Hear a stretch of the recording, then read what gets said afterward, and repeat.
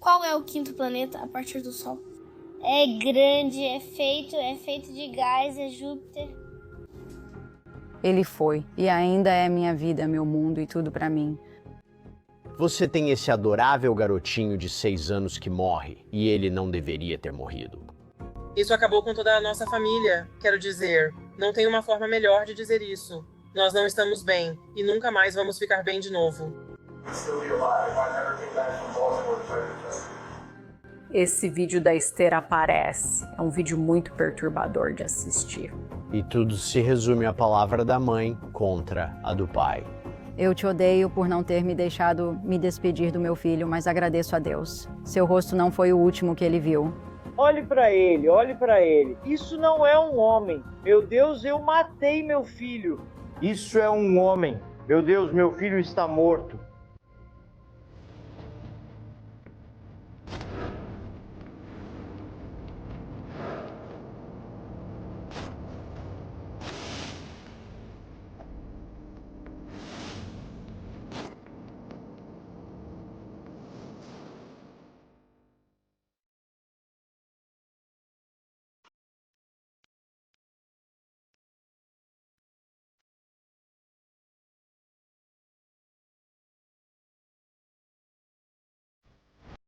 Stafford Township, Nova Jersey. Christopher Gregor, de 31 anos, leva seu filho de 6 anos, Corey Michael, à sala de emergência. A criança sofria muito. Ele chega ao hospital, pega o pequeno Corey e o coloca sobre o ombro. Ele corre para dentro do hospital, procurando alguém para atendê-lo imediatamente. A criança estava letárgica e enjoada. Então eles o levam para uma tomografia para tentar ver o que está acontecendo internamente com aquela criança. Infelizmente, durante esse processo, a criança entrou em parada cardíaca e eles não conseguiram reanimá-la. Corey foi declarado morto às 5 da tarde, em 2 de abril de 2021.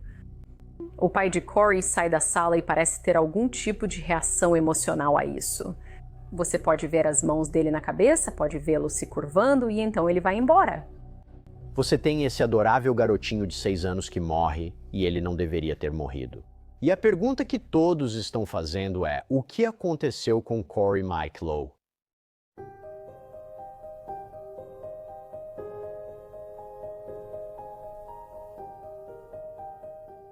Corey sempre foi uma criança feliz.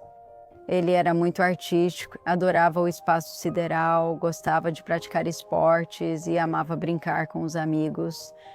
Ele era uma criança muito feliz antes de tudo acontecer. Lá vamos nós. Desculpa, gente. Corey brincava com seus Beyblades. Ele só queria fingir que estava fazendo um vídeo para o YouTube para os amigos dele e eu gravei ele. Para ser um verdadeiro deslizador, faça assim, veja meu estilo.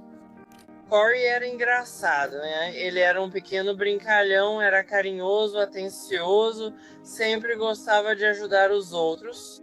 Muito gentil, atencioso, ele adorava desenhar. Ele era apenas uma criança feliz e boa. Esta é a minha cerca. Nice. Click the button to subscribe our video.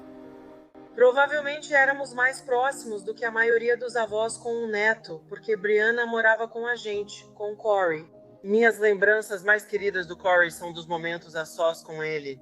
Se ele acordasse, eu falava: chame a Dima quando acordar, não acorde a mamãe. Porque aí eu podia ficar com ele sozinha, sabe? E eu podia aproveitar ele só um pouquinho. E a gente ficava abraçadinho e ele brincava com o meu celular ou a gente assistia alguma coisa na televisão.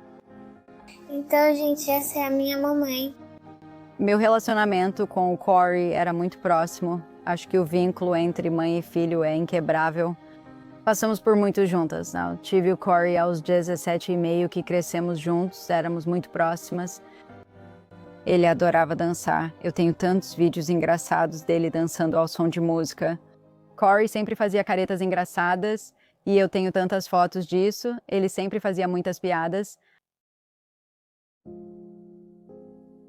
Isso aqui eu chamo de meu altar memorial para Corey e para o tio dele, Gino. Muitos desses itens aqui foram enviados para nós por pessoas do mundo todo. E, sabe, membros do Justiça para Corey. Algumas dessas coisas ficaram no túmulo do Corey por muito tempo. Então eu os retirei de lá e trouxe para casa. Eu gosto de olhar para eles e lembrar dele. Sinto como se eles estivessem aqui. Só não quero que sejam esquecidos. Eles eram pessoas únicas e merecem ser lembrados. Enquanto eu estiver aqui, isso precisa estar aqui. Só precisamos lembrá-los. E tem pequenas coisas que eram do Corey, tipo um Beyblade que era dele, que ele brincava com o anuário dele. Uma máscara de Covid. Uma máscara de Covid. Ele só precisa estar aqui e a gente não jogou nada fora. Né? Nós temos as roupas dele, né? Temos a cesta de Páscoa dele do ano em que ele faleceu, que ele nunca recebeu. Eu olho para aquele objeto, parece um controle de PlayStation, mas era só um chaveiro. Lembro disso porque, na noite antes dele falecer no hospital, ele apertava aquilo e fazia um barulho muito irritante. Mas agora não funciona mais, mas isso simplesmente salta para mim. E o cubo mágico é uma lembrança muito querida para mim porque meio que representa Dino e Corey, porque os dois amavam isso. Dino mostrou isso para Corey.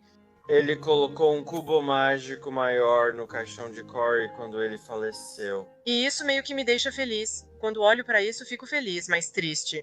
Certas coisas têm significados diferentes e algumas te deixam feliz, outras nem tanto. Isso destruiu nossa família. Não tem como dizer de outro jeito. Não estamos bem e nunca mais estaremos. Eu não digo que estou bem. Eu não estou bem.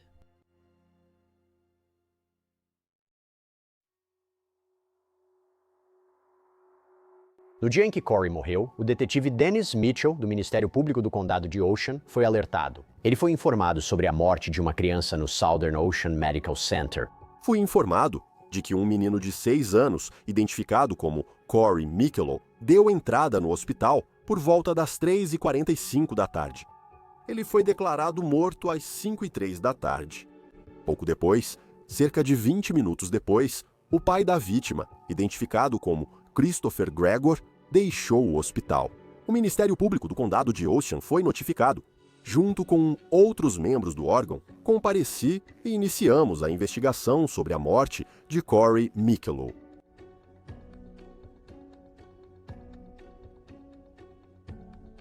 Na manhã seguinte, o detetive Dennis Mitchell acompanha o exame post-mortem de Corey, realizado pelo médico legista Dr. Dante Regaza.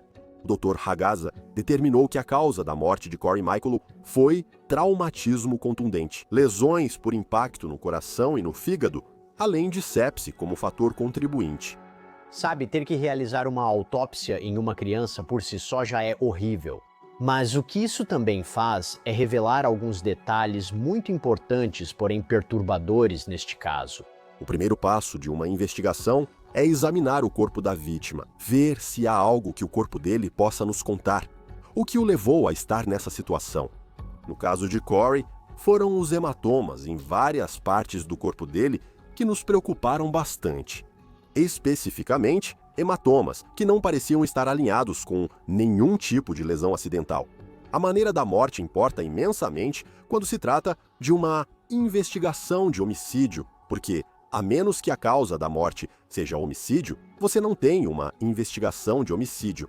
Neste caso, a causa foi indeterminada. Isso significa que devemos dar ao médico mais informações sobre as circunstâncias da morte da vítima.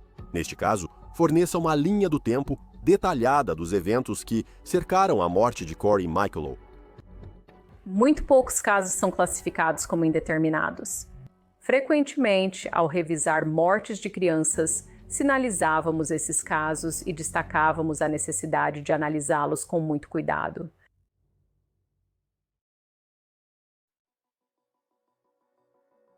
Temos uma criança que está falecida, que morreu devido a alguns ferimentos. Como investigadora, o primeiro passo é estabelecer uma linha do tempo precisa neste caso. Assim, você já pode incluir ou excluir pessoas da investigação. Eles precisam analisar se foi um acidente. E se não foi um acidente, como aconteceu e quem foi o responsável? Eles querem ser objetivos, abrangentes e cuidadosos na abordagem. O que você vai fazer? Primeiramente, você entrevistará os pais. Agora, Corey estava sob os cuidados da mãe dele, Brianna Mikelow, da meia-noite até as 9 da manhã. Das 9 horas às 15 horas e 30 minutos, ele ficou aos cuidados do pai, Christopher Gregor. A linha do tempo é extremamente importante. Quando sabemos que a lesão ocorreu em 2 de abril, mas não o horário, também não sabemos exatamente o que houve. Criar uma linha do tempo é muito importante. É importante porque podemos ver o que as pessoas faziam antes e depois do evento. Além disso, vemos o que as pessoas não fazem. Conseguimos ver onde as pessoas estão se desviando desse comportamento humano normal e como um pai reagiria nessa situação.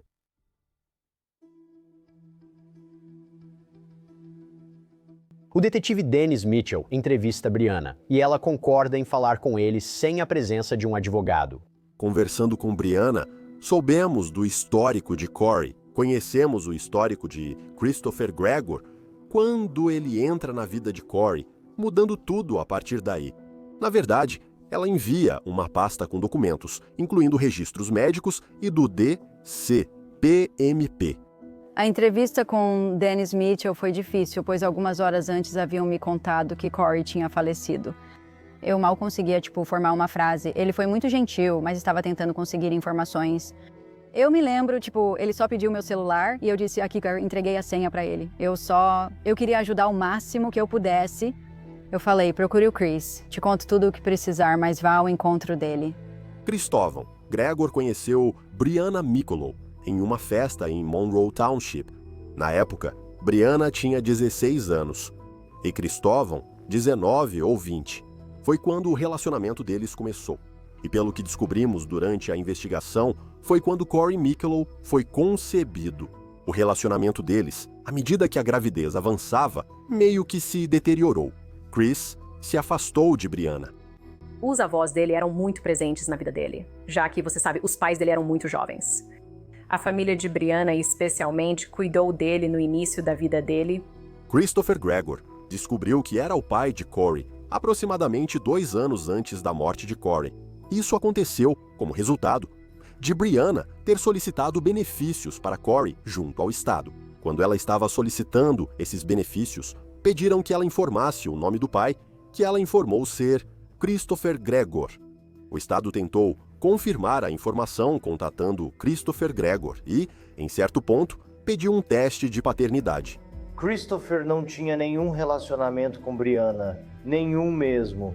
Ele a conheceu inicialmente em uma festa. Eles devem ter se conhecido muito bem. Porque 5 anos depois ele foi apontado como o pai dessa criança. Ele não se lembrava dela. Ele fez um teste de paternidade e eis que ele era o pai de Corey. Então ele saiu de Baltimore, onde morava, dava aulas e estudava na Universidade Johns Hopkins, para largar tudo isso e voltar para Nova Jersey para cuidar de uma criança. Ele acabara de descobrir que era o pai dela.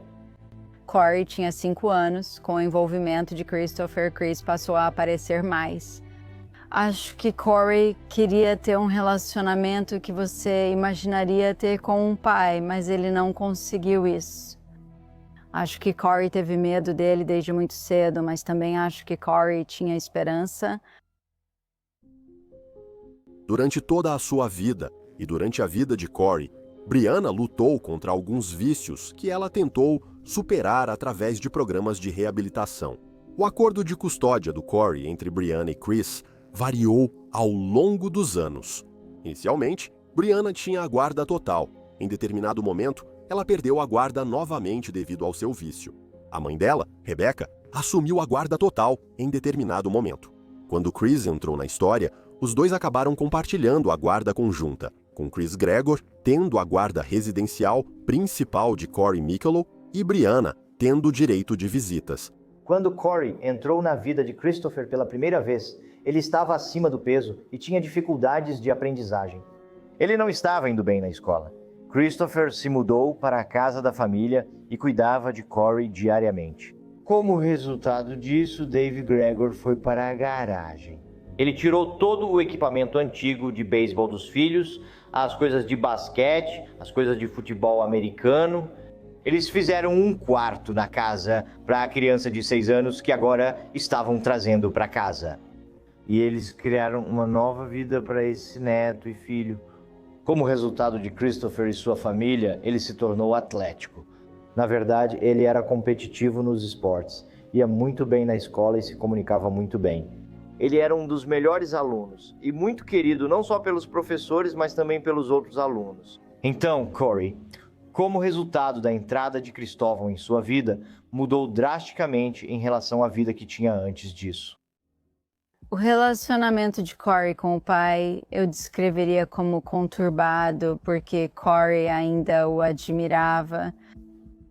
Ele queria ser como ele e o amava, mas também estava sendo abusado por ele. Então, quando você é criança, você não entende, tipo, o que está acontecendo? Você ainda ama a pessoa que está fazendo isso.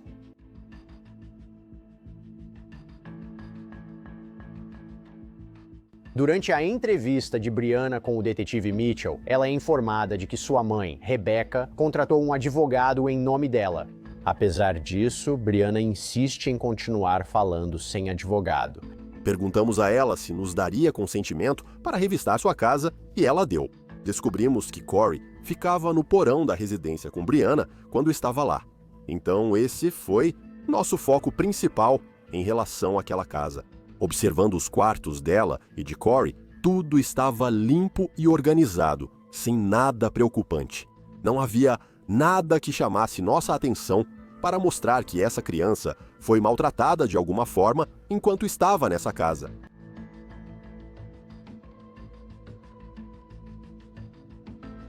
É nesse momento que a polícia, então, entrevista a mãe de Brianna, a avó de Corey, Rebecca Mikelow. Em investigações de homicídio, todos que tiveram contato com a vítima são suspeitos até prova em contrário. Neste caso, analisamos tanto a mãe, o pai, a avó, quanto qualquer outra pessoa que teve contato com Corey nos dias e horas anteriores à sua morte. Rebecca Mikelow expressou algumas preocupações sobre abuso infantil, contando para nós sobre incidentes específicos que ocorreram, desde o momento em que Chris passou a fazer parte da vida de Corey e as lesões que ocorreram depois disso, até o momento em que ele morreu. Quando Corey ia encontrar David e Carolyn Gregor, os pais de Chris, o combinado era que Corey passaria algumas horas. Ele conhecia a família Gregor pela primeira vez, então chegou a hora em que Chris deveria trazê-lo de volta e ele não voltou. E eu mandei mensagem e liguei para o número do David Gregor. Ele disse, "O Corey vai passar a noite?" Eu disse, não, esse não era o combinado, gostaria que o Chris o trouxesse de volta para casa. O Chris deixou ele no final da nossa entrada de carro, o Corey entrou pela garagem e quando ele entrou na luz, ele estava com o lábio machucado, sangue na camisa, nos shorts. Reese perguntou o que houve. Ele respondeu que não queria falar sobre isso. Então liguei para o Chris, para o David Gregor e mandei mensagem. O Corey chegou em casa com o lábio ferido e sangue na roupa. Aconteceu algo? Ninguém atendeu. Foi aí que a gente ligou para a delegacia e foi até lá. E eles, por sua vez, chamaram o DCPMP. Essa foi a primeira vez que eu me lembro. Extraímos informações dos relatórios do DCPMP e confirmamos o que ela diz com o que vemos neles. DCPMP é Divisão de Proteção e Permanência da Criança. Essa é a agência responsável por investigar denúncias de abuso e negligência infantil no estado de Nova Jersey. Diversas denúncias foram enviadas à DCPMP, algumas citando Christopher Gregor como suspeito. Acho que houve uma ou duas denúncias que apontavam Rebecca como a suposta autora, nenhuma das quais mencionava Brianna como suspeita de abusar de Corey. Devemos agir com cautela, principalmente considerando que agora há uma disputa de custódia por uma criança de 6 anos, onde eles ficam trocando acusações um contra o outro. Não conseguimos dizer, apenas com base nesses relatos, o que é verdade e o que não é, porque vários deles foram considerados infundados pelo DCPMP.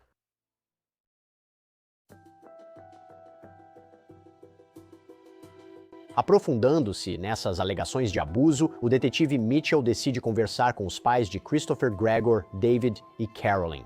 Eles demonstraram alguma preocupação com o abuso, mas mais do que isso, queriam conversar conosco sobre as alegações de abuso. Para eles, eram só acusações, sem abuso real acontecendo. Eles demonstraram preocupação com o filho deles, dada a situação que estava ocorrendo, pois foram alertados sobre a morte do neto pelo filho, Christopher, e quando eles chegaram ao hospital, Chris já tinha ido embora. Eles nos contaram sobre uma mensagem de texto que ele mandou logo após sair do hospital. Ele avisou que não voltaria tão cedo e pediu que cuidassem do cachorro. Quando Christopher mandou mensagem para os pais dizendo que ia ficar fora por um tempo e pediu para cuidarem do cachorro dele, esses comentários sugerem que ele estava indo embora e não pretendia voltar.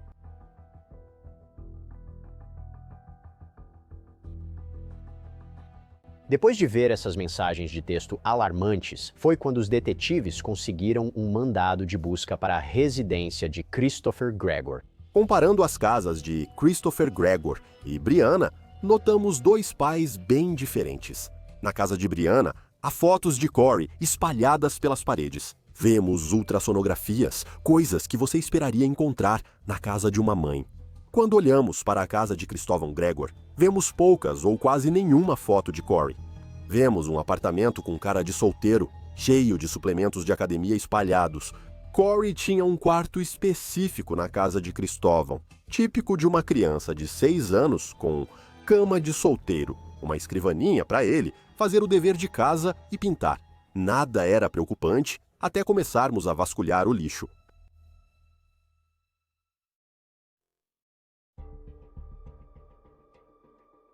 Nós analisamos o lixo dele em camadas. No topo do lixo havia uma sacola do McDonald's com um recibo. Sob a embalagem do McDonald's havia algo muito perturbador para os investigadores. Roupas sujas pertencentes a Corey. Esperaríamos que um pai, quando seu filho de 6 anos está vomitando e se defecando, o levasse ao banheiro e o limpasse. Eles pegariam as roupas e as lavariam. Ao vermos Christopher Gregor agora pegando as roupas do filho e não só colocando-as no lixo, mas colocando-as no lixo embaixo de outros lixos, como se quisesse escondê-las. Consideramos esse comportamento muito suspeito, mas os investigadores ainda não conseguiram contatar Christopher Gregor. O detetive Mitchell fala com as enfermeiras do plantão no hospital onde Corey morreu, e elas também perceberam algo estranho. Elas me alertaram para o fato de que ele saiu do hospital de maneira muito apressada, em pânico. Como resultado, revisamos as imagens das câmeras do hospital e identificamos o veículo e a placa. E emitimos um alerta para todas as agências policiais de que estávamos tentando entrar em contato com ele. Queremos saber para onde ele vai, pois foi a última pessoa a ver Corey vivo.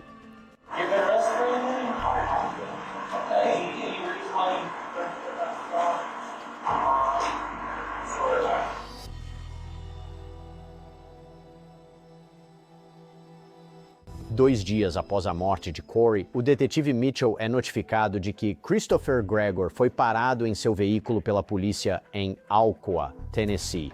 Eles o pararam no Tennessee porque havia um alerta emitido sobre o carro dele. Ele cooperou com eles.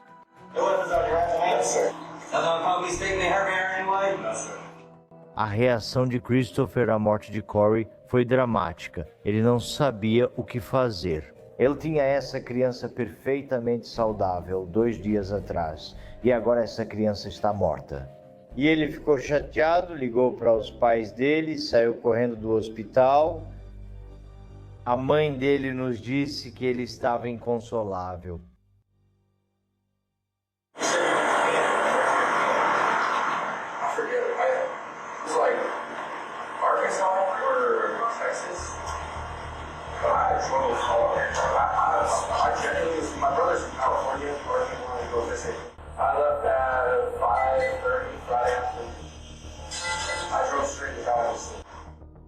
Ele estava dirigindo para a casa do irmão dele. Ele queria ficar ao lado do irmão.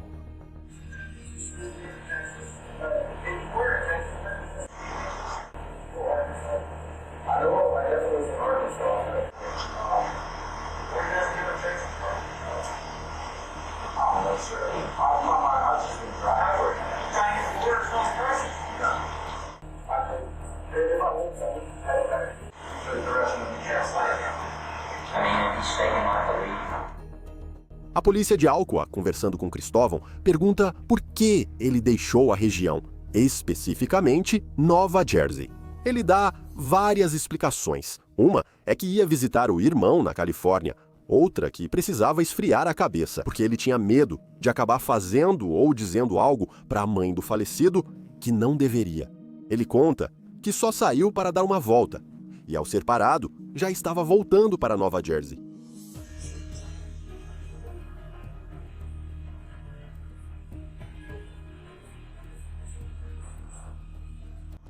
Nós revisamos todas aquelas imagens e o que estamos vendo ali é alguém que não está agindo da maneira que você esperaria, dadas as circunstâncias e a situação em que ele estava. Estamos vendo alguém que está brincando, alguém que está sorrindo, desviando o assunto, não alguém que parece estar de luto pelo filho de 6 anos.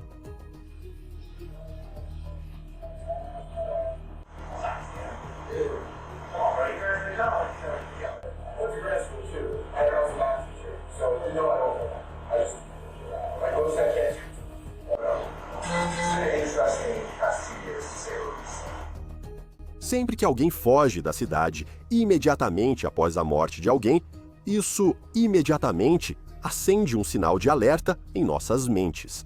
Precisamos investigar melhor essa pessoa ou situação. Esse comportamento pode ser facilmente explicado ou indicar consciência de culpa.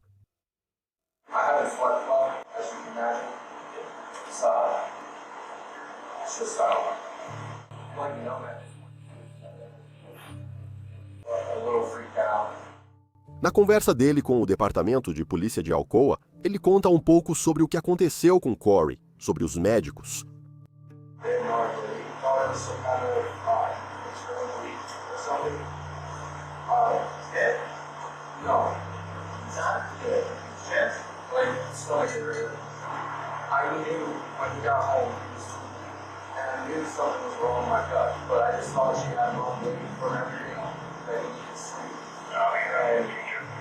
I should have took him right this way.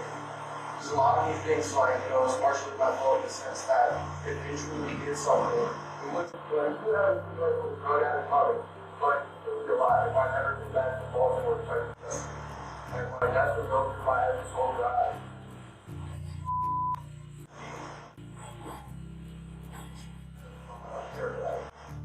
Chris diz aos policiais que, se não tivesse entrado na vida de Corey, talvez ele ainda estivesse vivo. Isoladamente, isso pode não significar muito, mas, considerando os eventos ao redor, a fuga e o comportamento dele, não parece certo. Isso faz você pensar que, se ele não estivesse lá, Corey ainda estaria vivo. Agora, as autoridades deixam Christopher Gregor ir. Mas então os investigadores chegam em algo que muda toda essa história. Eles conseguem uma nova evidência crucial. Recebemos pela primeira vez informações sobre o vídeo da esteira e falamos com o assistente social do DCPMP responsável por Corey. Ele nos informou sobre um incidente ocorrido em 20 de março do mesmo ano. O incidente ocorreu na academia do condomínio de Chris Gregor e estava gravado em vídeo. Ele acabou nos fornecendo esse vídeo no dia seguinte. Esse vídeo da esteira veio à tona. Se você tem crianças pequenas, talvez não queira assistir. É um vídeo muito perturbador de assistir.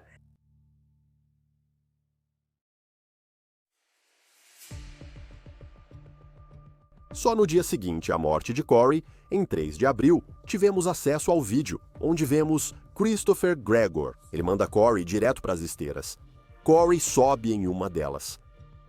Foi incrível o que esse garoto fazia na esteira, quebrando recordes mundiais.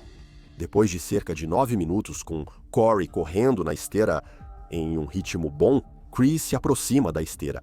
E dá pra ver pela postura dele, que parece que ele está gritando com ele, que está agitado. Depois, ele aumenta a velocidade da esteira. Quando Corey acelera, fica claro que ele tem dificuldade para acompanhar a velocidade crescente da esteira. Você vê Christopher indo para trás na esteira, enquanto Corey também recua sem conseguir acompanhar a velocidade. Nesse momento, estamos olhando para esse vídeo e dizendo, ok, ele está indo para trás. Sim, ele sabe que vai cair, mas estará lá para ajudar quando isso acontecer. Mas vemos o oposto. Vemos Corey começar a cair, começar a perder o equilíbrio. E em vez de Chris estender os braços, tentando ampará-lo para que não caia no chão ou se machuque, ele, na verdade, sai do caminho para permitir que ele caia e bata no chão. Em seguida, ele o levanta pela camisa, coloca-o na esteira de forma brusca e parece abrir a boca e morder o topo da cabeça de Corey. Enquanto isso acontece, Corey não consegue se manter em pé na esteira, mas Chris ainda está segurando sua camisa. Então, ele não cai novamente nesse momento. Chris o levanta, permite que ele recupere o equilíbrio e continue correndo. Vale lembrar, é uma criança de 6 anos. Quando você assiste a esse vídeo, percebe que a velocidade está chegando a 7, 8, 9, 10, 11, 12 milhas por hora com essa criança, porque ela não consegue acompanhar. Está correndo muito perto da velocidade máxima.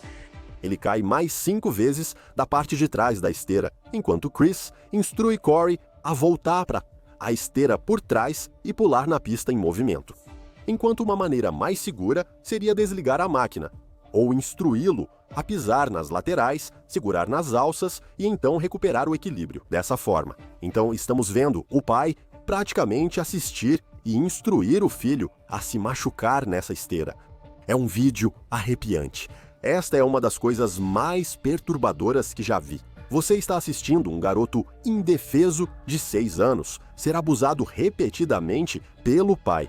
Você está vendo um total desrespeito por Corey por parte do pai dele. Você começa a ver dentro da mente de Chris, porque está vendo quem ele realmente é, quando ninguém está olhando, ou quando ele acha que ninguém está olhando. Eu fiquei horrorizada. Esse vídeo é de embrulhar o estômago para qualquer pessoa que já conheceu ou se importou com uma criança pequena. Porque parece que ele continua tentando correr na esteira, continua tentando deixar o pai feliz e continua caindo. É de partir o coração assistir. Quando estamos assistindo ao final daquele vídeo, vemos ele saindo da academia. Por uma câmera externa, vemos Chris saindo da academia enquanto a porta se fecha. Logo depois, Corey aparece, quase como se a porta batesse nele ao sair.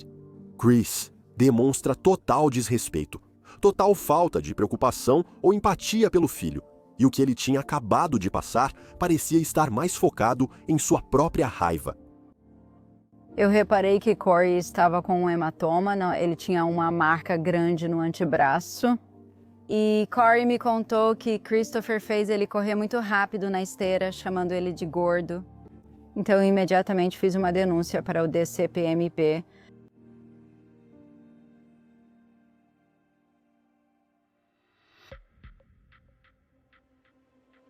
Quase 3 meses depois que os investigadores analisaram o vídeo da esteira, Christopher Gregor é preso. Ele foi acusado de risco ao bem-estar de uma criança devido ao incidente na esteira. Após a prisão de Christopher, ele compareceu ao tribunal e foi liberado sob a reforma da fiança. Enquanto a investigação sobre a morte de Corey continua, Brianna faz algo. Ela vai às redes sociais e cria o grupo Justiça para Corey. Justiça para Corey é um grupo no Facebook que eu criei cerca de 3 meses depois que ele faleceu. Depois de sentir que ninguém estava fazendo nada, era só uma maneira de contar para todo mundo o que estava acontecendo e pressionar o Ministério Público. Planejamos manifestações e ficávamos do lado de fora do Ministério Público ou da DCPMP com cerca de 50 pessoas e cartazes. Tudo começou para defender o Corey, para que ele tivesse justiça. Justiça para Corey era uma página no Facebook criada por Brianna Micholo, basicamente para vilanizar Christopher Gregor e a família Gregor e ainda assim o mundo. Ela tinha centenas de milhares de seguidores de todo o mundo para vilanizar a família Gregor. Acabou se tornando esse sistema de justiça vigilante para destruir os Gregor. Enquanto tudo isso está acontecendo aos olhos do público, há algo acontecendo nos bastidores da investigação, eles estão analisando muito de perto o telefone do Gregor. Estamos analisando mais a fundo os dados do celular e ampliando a investigação para obter uma visão mais ampla do que ocorre. Todos nós estamos com nossos celulares 24 horas por dia, 7 dias por semana, e se você quer ter a imagem mais clara da vida de alguém, você olha para o celular dessa pessoa, porque é lá que vai estar a representação mais autêntica deles mesmos. O histórico de buscas dele era especialmente relevante. Ele está pesquisando coisas, logo após a morte do Corey, que são anormais e suspeitas. Ele está pesquisando coisas como: meu celular pode ser rastreado no modo avião? Meu carro pode ser rastreado? Quanto tempo após uma autópsia podem ser apresentadas acusações de assassinato? Então está começando a mostrar mais quem é Christopher Gregor. Porque estamos tendo aquela versão crua, sem filtro, sem censura dele no celular. Antes da morte de Corey, uma das buscas feitas no celular de Chris Gregor foi sobre marcas vermelhas. E se elas virarem hematomas? Ao observar as circunstâncias, você percebe a consciência de culpa. Achei que era o Chris e falei isso ao detetive Dennis Mitchell. Dennis Mitchell suportou muita coisa nossa no início. A gente ligava para ele quase todo dia só para reclamar. Você tá fazendo seu trabalho? Eu fazia várias perguntas e críticas e ele apenas dizia: estou fazendo o que posso. Acho que ele fez um ótimo trabalho e se importa com o Corey. Nunca tinha passado por isso antes. Então eu sentia que as coisas não estavam acontecendo rápido o suficiente e eu deixava isso claro para ele. Baseados na investigação até então e nas lesões observadas, decidimos procurar um especialista em patologia pediátrica, especificamente em abuso infantil, e pedir para ele revisar o caso. Contatamos o Dr. André em setembro de 2021 e em março de 2022. O Dr. André concluiu que a causa da morte de Corey foram lesões por força contundente no coração e no fígado, e que a forma da morte foi homicídio. O Dr. André também indica o abuso infantil contínuo como fator contribuinte para a morte de Corey Mitchell. Eu sabia que Cristóvão mataria Corey. Eu contei para o DCPMP e para a polícia, para qualquer departamento de polícia que quisesse me ouvir, mas ninguém nunca me ouviu. Eu disse que ele ia matá-lo se eles não fizessem alguma coisa. Então, quando aconteceu, eu não sabia que seria naquele dia, mas eu sabia que poderia acontecer.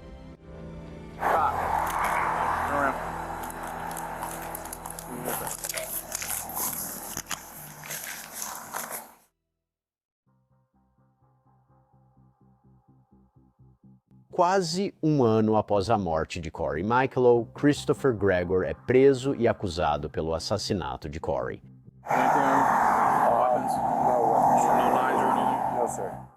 Quando o Dr. Andrew deu sua opinião, finalmente conseguimos que um médico dissesse isso. Mas se não fossem as ações de outra pessoa, essa criança ainda estaria viva. E naquele momento, isso nos permitiu acusar Christopher pela morte do filho dele.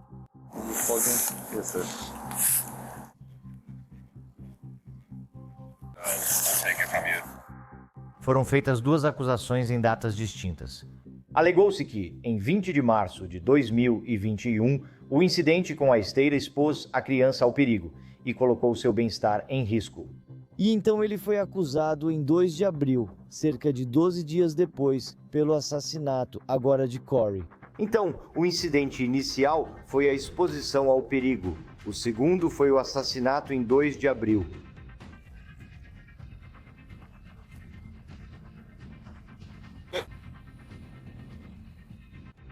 Nenhuma dessas coisas tinha relação uma com a outra.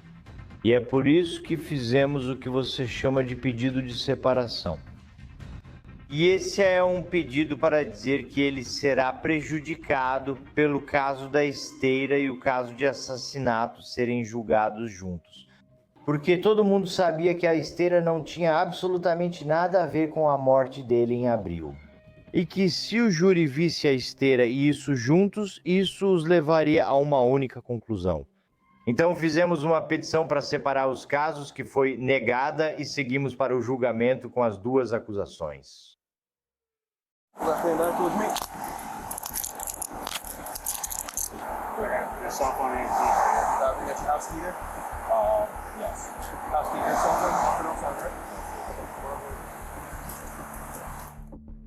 Ai, meu Deus, eu não acreditei porque demorou quase um ano para isso acontecer. Eu senti como se um peso tivesse sido tirado dos meus ombros. Durante um ano, ficamos do lado de fora, protestando em vários lugares, implorando para que eles o prendessem e apenas pedindo respostas. Se não prenderam ele e acham que não fez nada com o Corey, então o que houve com o Corey? Isso só confirmou tudo para nós. pela acusação de homicídio em primeiro grau de seu filho, Corey Mikelow, ele pode pegar prisão perpétua. Um dos maiores obstáculos nesta investigação é que, ao contrário de casos de homicídio comuns, não se sabe exatamente como a pessoa morreu. Você sabe o que e quando aconteceu. Aqui, nos é dado um período de tempo em que uma lesão ocorreu, e não sabemos exatamente como Gregor infligiu essa lesão em Corey. Passamos esse tempo tentando determinar qual foi a lesão, como ela ocorreu e os eventos ao redor dela. Isso nos leva a focar mais no entorno da lesão e na linha do tempo, para obter o máximo de detalhes.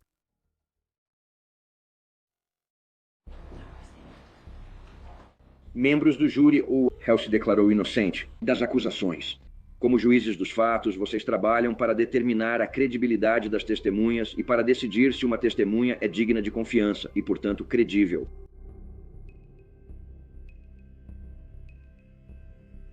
Mais de 3 anos após a morte de Corey Mikelow, Christopher Gregor finalmente será julgado no condado de Ocean, Nova Jersey. Ele responde por colocar em risco o bem-estar de uma criança no incidente da esteira e por assassinato na morte de Corey. E, aliás, se for condenado, ele pode pegar prisão perpétua. Corey Travis Mikelow. Ele gostava do sistema solar, gostava de brincar ao ar livre. A mãe dele o descreve como bobo e feliz. Corey tinha 6 anos em 2 de abril de 2021, quando seu pai o matou. O pai dele é este réu, Cristóvão Gregor. Este caso é sobre Corey e como Corey se tornou a vítima final do castigo e abuso deste réu. As promotoras Christine Lento e Jamie Schroen foram incríveis. Achei ótimo serem mulheres, já que Chris não gosta delas. Corey estava vivo e bem às 9 da manhã com a mãe e já havia partido às 5:03 da tarde, depois de estar apenas com o pai dele. A promotoria afirma isso. Depois que vocês ouvirem e virem todas as provas deste caso, vocês estarão plenamente convencidos de que este réu é culpado de abuso e assassinato. Crianças saudáveis de 6 anos não morrem sem motivo. No expediente de trabalho, Corey Mikelow também não morreu desse jeito. Então, achei que o caso da promotoria com a acusação de assassinato era no mínimo fraco. Eles não tinham nenhuma prova de que Christopher havia feito algo com Corey nos dias de 1º de abril até 2 de abril. Que ele nem sequer estava sob sua custódia, cuidado ou controle. Brianna ficou com ele pelas 40 horas antes de levá-lo para a casa de Christopher. Então eu achei que seria muito difícil para eles ligar Christopher ao assassinato. Esse é um garoto. Nenhuma criança deveria morrer, mas isso não é assassinato. Obtendo um depoimento do Dr. André, que é um patologista forense, acredito eu, de New Hampshire, você vai ouvir o nosso especialista, Dr. Miguel Botton, que está aqui em Nova York, e ambos discordam completamente sobre o resultado da morte de Corey. O Dr. Botton, apoiado por registros médicos, vai testemunhar que Corey morreu de sepse como resultado de uma pneumonia. Causas naturais.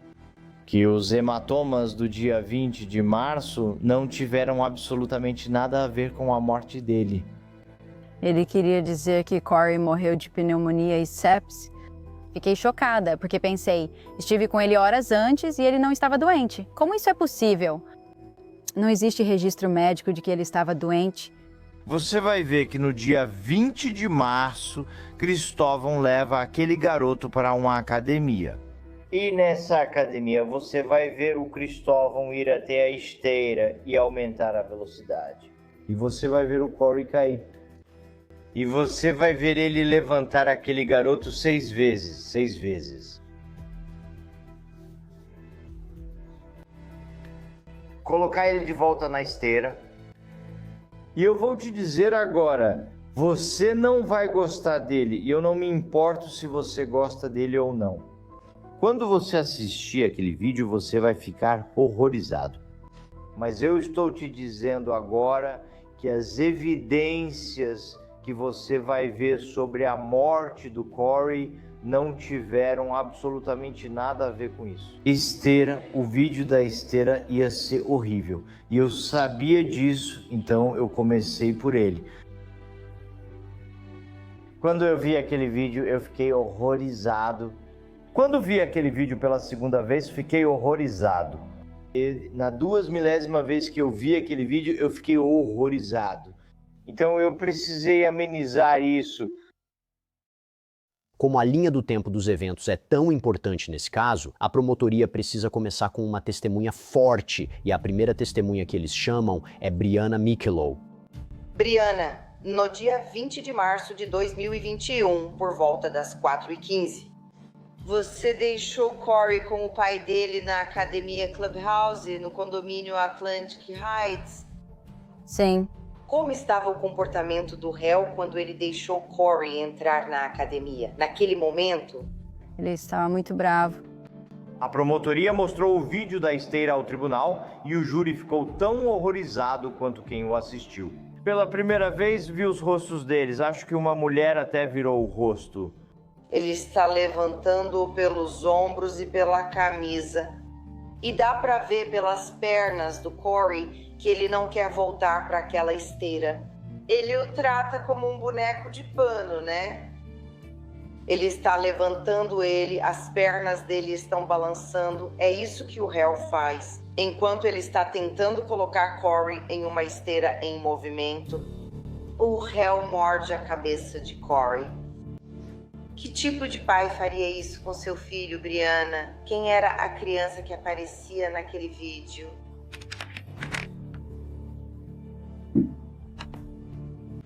Esse é o Corey. E quantos anos o Corey tinha naquele vídeo? Ele tinha 6 anos. E quem era o homem adulto que aparecia naquele vídeo? Eu vi o vídeo da esteira pela primeira vez uma semana antes do julgamento. Eles me ofereceram para assistir por um tempo e eu não quis ver. E se eu tivesse escolha, eu não teria assistido. É traumatizante, com certeza, ver alguém pegando uma criança de uns 30 quilos pela parte de trás da camisa e depois mordendo ela. Principalmente quando é seu filho. Você pensa, que pona é essa? É traumatizante, um absurdo. Se você é capaz de fazer isso com uma criança, você pode matar ela, com certeza. O mais importante é provar quem teve acesso à criança e quando, assim, quem poderia ter causado essas lesões. Nem o fígado nem o coração se laceraram sozinhos. Isso não é algo que simplesmente acontece espontaneamente em crianças, então alguém deve ser responsável por isso. Então a linha do tempo era o mais importante e, sinceramente, aquele vídeo foi incrivelmente importante.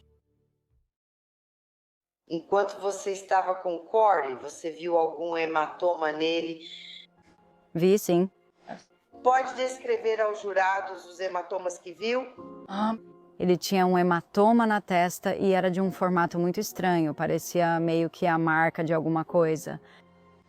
E além desse hematoma, você viu outro hematoma? Ele tinha algo no peito, parecia uma tela. Como estava o comportamento do Corey quando você falou com ele sobre os hematomas que você viu? Ele parecia apenas chateado e assustado.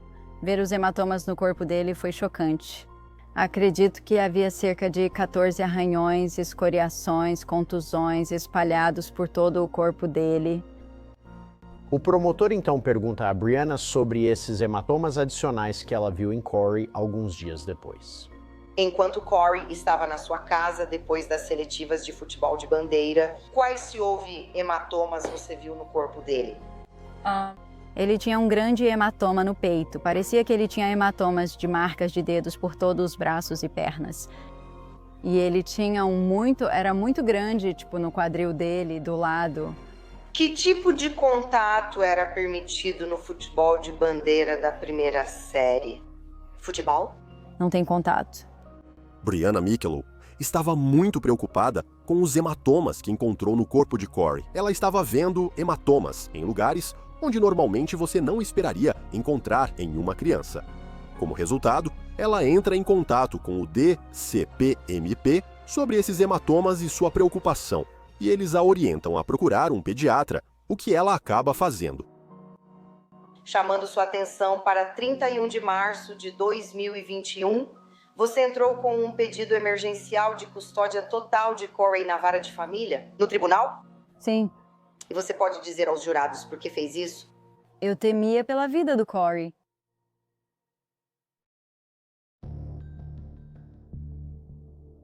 Eu entrei com um pedido de custódia temporária total e retirei todo o tempo do Chris com o Corey e os direitos dele, até que a investigação do DCPMP fosse...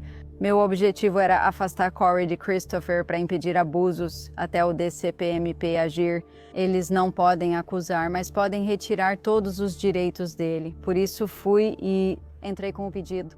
Em 1º de abril de 2021, Brianna Mikelow descobre que sua solicitação foi negada. Ainda preocupadas com o hematoma, Rebecca e Brianna levam Corey Mikelow ao pediatra em Toms River. Na época, Brianna tinha direito a 3 horas para passar com seu filho Corey. Era o dia de visitação dela. Então, Brianna Mikelow está usando suas 3 horas semanais para levar o filho ao médico. A promotoria chama a doutora Nancy Deacon, pediatra que examinou Corey em 1º de abril. Você poderia me contar sobre as observações que fez no corpo de Corey e que documentou para isso? Então vou começar pela parte de cima e descer pela frente do corpo dele primeiro. Na testa esquerda dele havia o que descrevi como tecido de granulação rosado com uma pequena casquinha. Em segundo lugar, havia um hematoma azul acinzentado sobre a bochecha esquerda dele e estou apontando para o osso bem aqui, no lado esquerdo do rosto dele.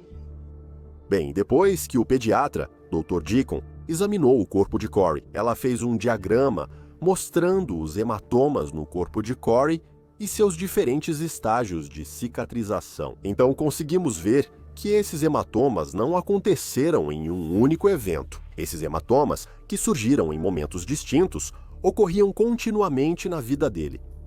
14. Havia outro grande hematoma amarelo esverdeado e ele estava localizado na cintura. Minha avaliação foi de vários hematomas em diferentes estágios de cicatrização.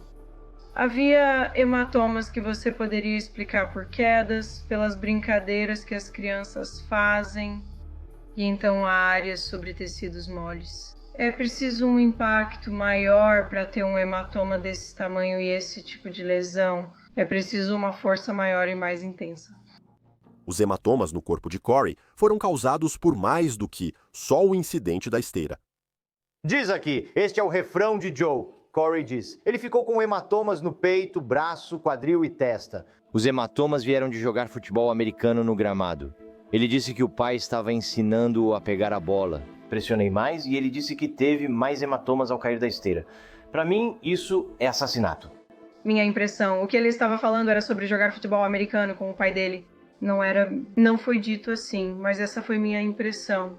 Corey, pela primeira vez, revela para alguém fora da família que pode estar acontecendo algum tipo de abuso entre ele e o pai. Especificamente, ele conta para o doutor. Nancy Deacon disse que alguns hematomas no corpo foram resultado de uma queda da esteira. Ele fez isso porque o pai acha que ele está muito gordo.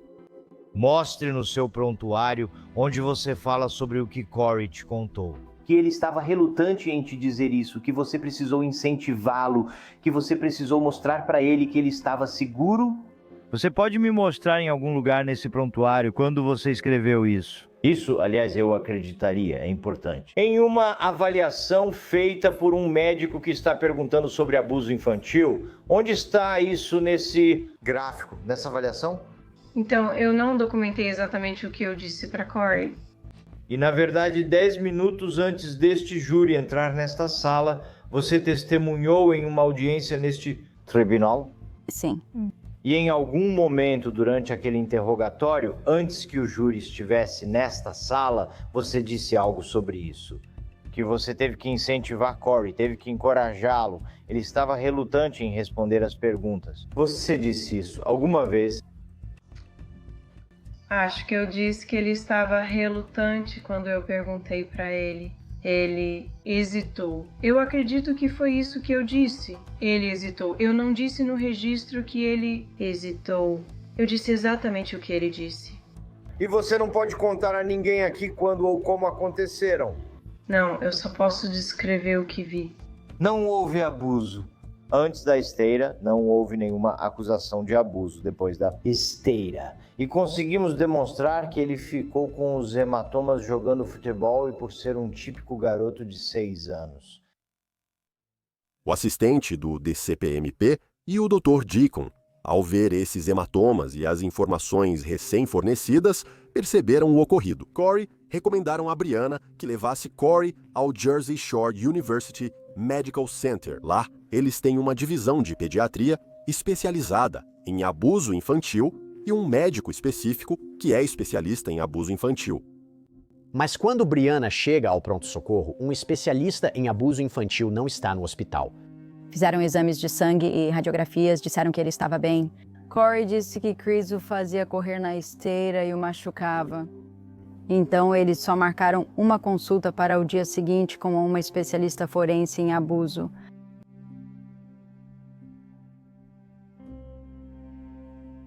Após ser examinado por vários médicos, além dos hematomas, Corey está com boa saúde. Depois do hospital, recebemos alta por volta da 1 da manhã. Chegamos em casa às 1h30, fomos dormir. Você se ofereceu para levar a Corey de volta para casa em Barnegat depois? Do Jersey Shore Medical Center? Sim. E a Ré respondeu ao seu pedido para fazer isso? Não. Havia uma consulta marcada para o dia 2 de abril para Corey ver uma especialista pediátrica do Centro de Prevenção e Controle. Sim. A Ré cancelou essa consulta? Sim. Você poderia levar Corey para ver o especialista sem a Ré? Não, ele não permitiria. A que horas você e Corey acordaram na manhã seguinte? Por volta das 7, 7h30? Quando Corey acordou, você o trocou? Sim. Com que roupa você vestiu o Corey? Eu coloquei nele um moletom, jeans e tênis. E quanto à roupa debaixo dele? Era uma cueca azul. E qual era o estado das roupas com as quais você vestiu Corey? Elas estavam limpas. Brianna, é claro, era uma mãe carinhosa e amorosa, mas uma coisa que me chamou a atenção como mãe foi: ela lembrava exatamente com que roupa vestiu o filho quando ele foi para a casa do pai. Quero dizer, até a cueca azul. Esse é um fato marcante para todos os outros pais que estão no júri. Quando você subiu para tomar café da manhã na cozinha, quem estava lá? Minha mãe e seu namorado, Rich. E o Corey tomou café da manhã? Sim. E ele comeu? Comeu. Lembra o que ele comeu? Ele comeu um bagel e um iogurte. Você ficou com o Corey durante todo o café da manhã? Sim. E você pode dizer aos jurados qual era a condição física do Corey de manhã enquanto ele tomava café da manhã? Ele estava bem? A última vez que vi o Corey foi no dia 2 de abril. Ele tomou café da manhã e estava se preparando para voltar para o seu campus. Tentei que ele levasse e escondesse meu celular. Falei para ele: quando o papai começar a te bater, me liga ou chama a polícia. Mas ele disse que não podia. Pedi que ele fizesse barulho para chamar um vizinho, mas ele disse que não podia.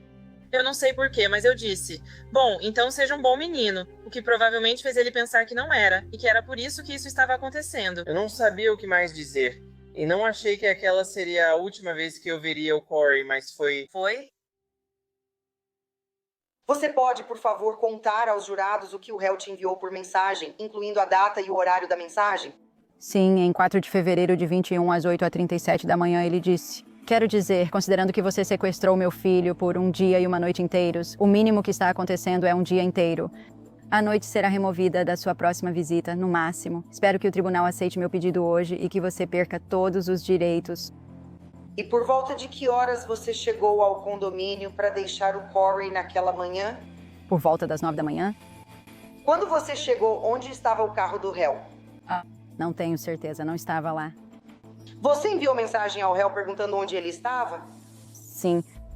E o que o réu disse para você sobre onde ele estava? Ele disse que estava em casa. E antes de Corey sair do carro, você entregou um pedaço de papel para Corey? Sim, entreguei.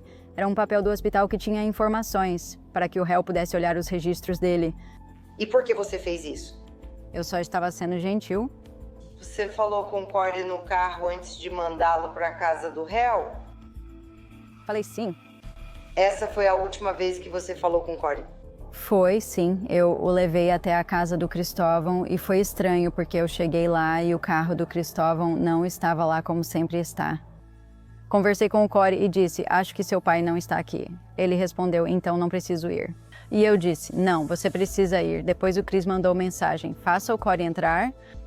Então eu beijei o Corey, abracei ele e disse que o amava. A gente se beijou e ele entrou.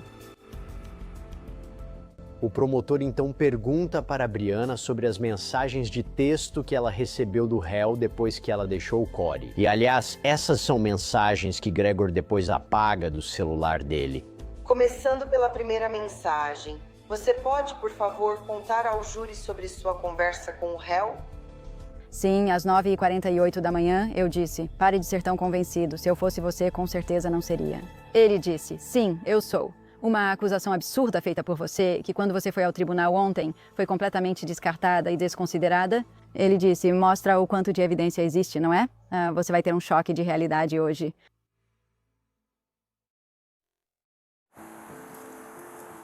Ao analisar o telefone de Christopher, ele achava que havia apagado todas as mensagens com Brianna. Infelizmente, Brianna não apagou as mensagens do celular. E ela entregou o telefone dela prontamente para a polícia e permitiu que eles baixassem tudo. Então, todas as mensagens de texto entre Christopher e Brianna foram obtidas pela promotoria. Qual foi a próxima vez que você ouviu falar da ré em 2 de abril de 2021? Por volta de 3h30. O que a ré te contou sobre Corey? Ele estava letárgico e com dores nas pernas. Ele estava dormindo o dia todo e...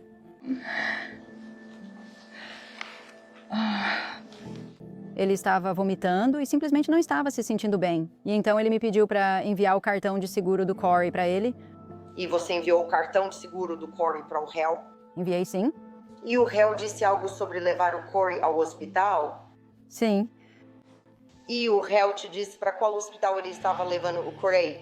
Não. Foi a última vez que você falou com o réu naquele dia? Sim.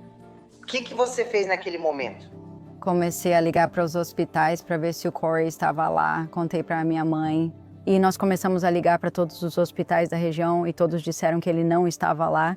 Liguei para a polícia e registrei seu desaparecimento. E ela finalmente recebeu uma ligação de volta de um dos hospitais e eles disseram que ele estava lá. Então eu estava saindo para ir ao hospital vê-lo e 2 policiais bateram na porta. A forma como fui informada foi ele me perguntando há quanto tempo meu filho estava morto. Foi assim que eu descobri.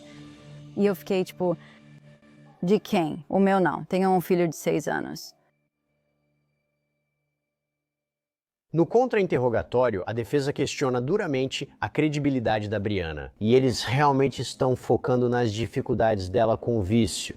Veja, chega um momento em janeiro de 2020 em que você está tendo um problema com drogas. Sim. Sim. E nesse momento você perde a guarda de Corey. Sim. Tudo bem. Que droga você usou? Metanfetamina. Você fez reabilitação naquela época? Eu fui para um programa de drogas, sim. Agora, em 4/2/21, em que horário Christopher pediu para você enviar o seguro? O dinheiro? Por volta das 3h30.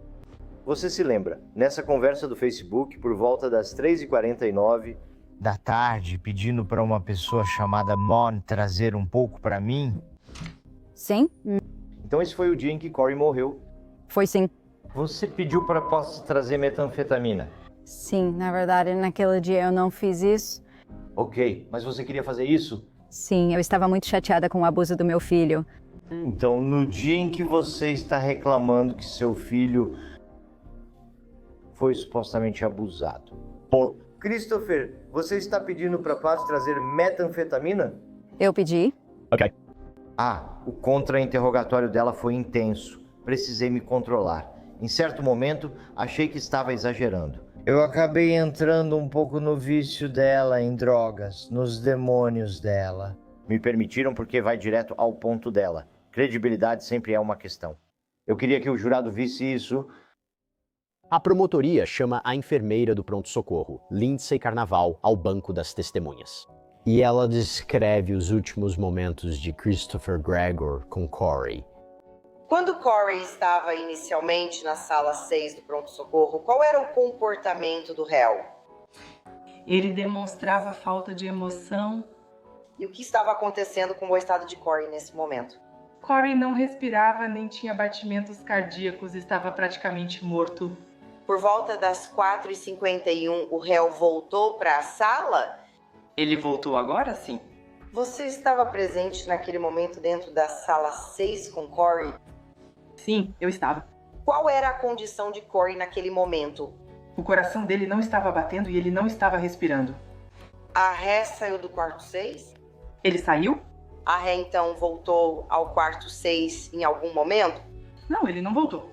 E quem ficou com Corey? Ficamos só nós com eles.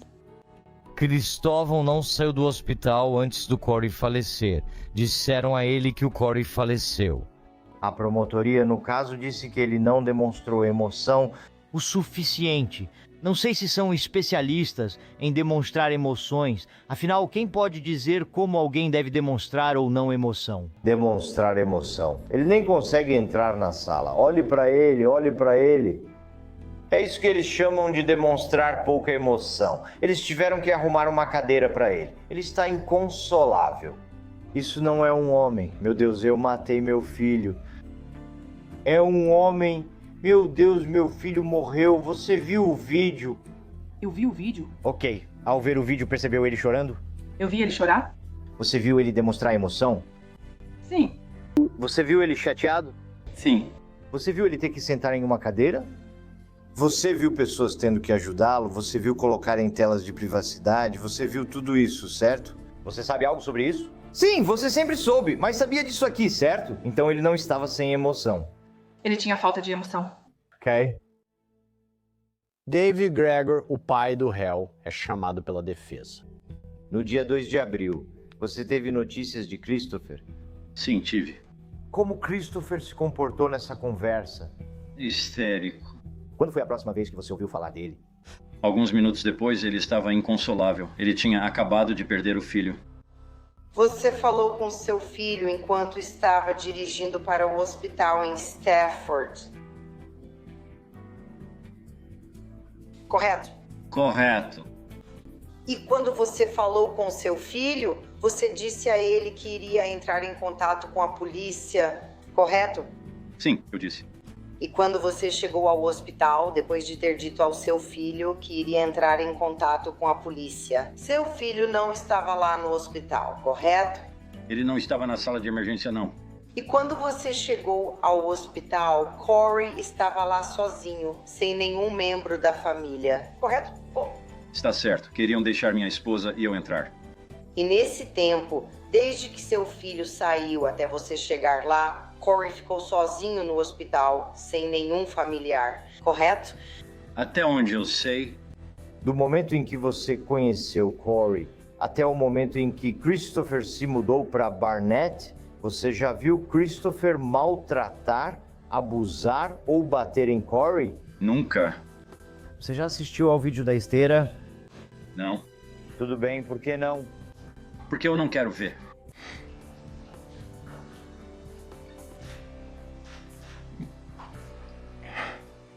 Eu não quero que essa seja a minha lembrança de Corey, que ele foi maltratado naquela única vez na esteira.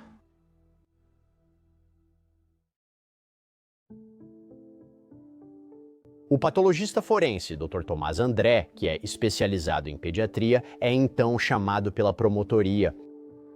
Você tem uma opinião, depois de revisar todo esse material, em relação à causa da morte do falecido?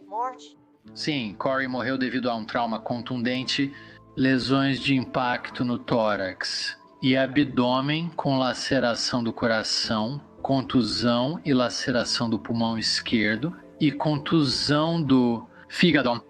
Você formulou uma opinião sobre a forma de morte do falecido? A forma de morte de Corey é homicídio. No caso de Corey, essas lesões, dado seu padrão e distribuição, são compatíveis com terem sido infligidas por outra pessoa. A morte de Corey foi causada por outra pessoa, então é homicídio. Acho que Andrew é a testemunha crucial neste caso. Ele é quem determina primeiro. Foi a força bruta, o trauma e o abuso que levaram às lesões que causaram a morte. 2 achados específicos que ele mencionou em seu relatório são as lacerações no fígado e no coração. Ele tem uma laceração parcial no ventrículo esquerdo do coração. Agora, doutora, a senhora pode explicar aos jurados sobre a gravidade da laceração e a relação com a espessura? Esta é uma lesão grave que causou a morte de Corey.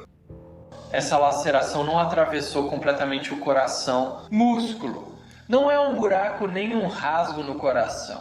Neste caso, foi de espessura parcial. O coração dele poderia, pelo menos por algumas horas, compensar essa lesão. Então é assim que essa lesão causa sua morte. O coração tenta compensar, mas eventualmente descompensa e sofre uma parada cardíaca por isso. Trauma. A defesa convoca seu perito médico, o renomado patologista forense Dr. Michael Baden. O Dr. Baden investigou os assassinatos de Martin Luther King Jr. e John F. Kennedy e é uma grande autoridade. Agora, doutor, falou-se muito sobre uma lesão no coração de Corey no relatório do médico legista. Acredito que foi descrito como uma laceração de 1,5 polegadas no coração. Você tem uma opinião sobre como essa laceração de 1,5 polegadas no coração ocorreu? Minha opinião é que essa laceração ocorreu devido à compressão contínua do coração durante a reanimação cardiopulmonar que acontece com uma compressão suficiente do coração. O coração não tem para onde ir entre o externo e a coluna torácica. Por isso, lesões no coração são comuns e lacerações do coração não são as mais comuns, mas podem ocorrer. Então agora, se alguém sofresse uma laceração de 1,5 polegadas no coração, isso seria algo que poderia matá-lo? Com certeza.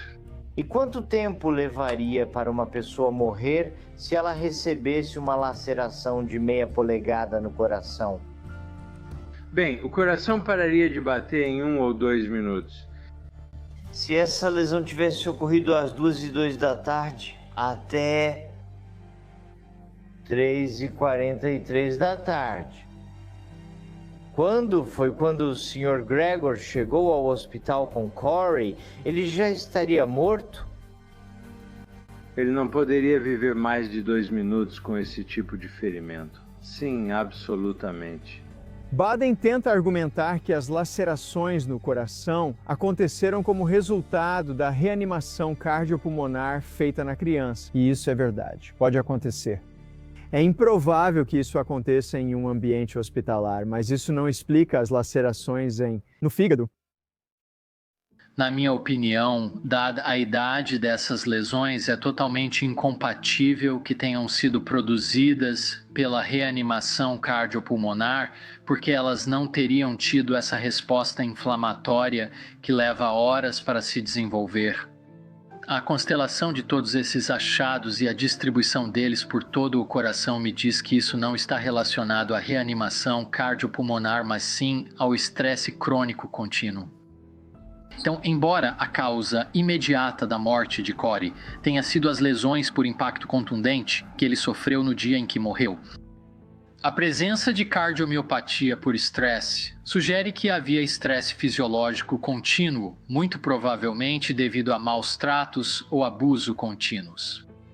Além da laceração no coração que o Dr. André encontrou, ele encontrou o que descreveu como marcadores de estresse no coração de Corey. As descolorações que ele encontrou no coração foram resultado de estresse crônico e contínuo que estava sendo imposto a Corey Michelou. Ele disse que era um estresse que seria muito maior do que até mesmo o de um atleta treinando para as Olimpíadas. Isso é algo que aconteceu ao coração de Corey, como resultado de estar constantemente com medo de alguém ou de alguma coisa. Doutora, a senhora encontrou algum hematoma no corpo da falecida que tenha sido significativo para a sua formulação da sua opinião? Na avaliação do potencial de abuso infantil.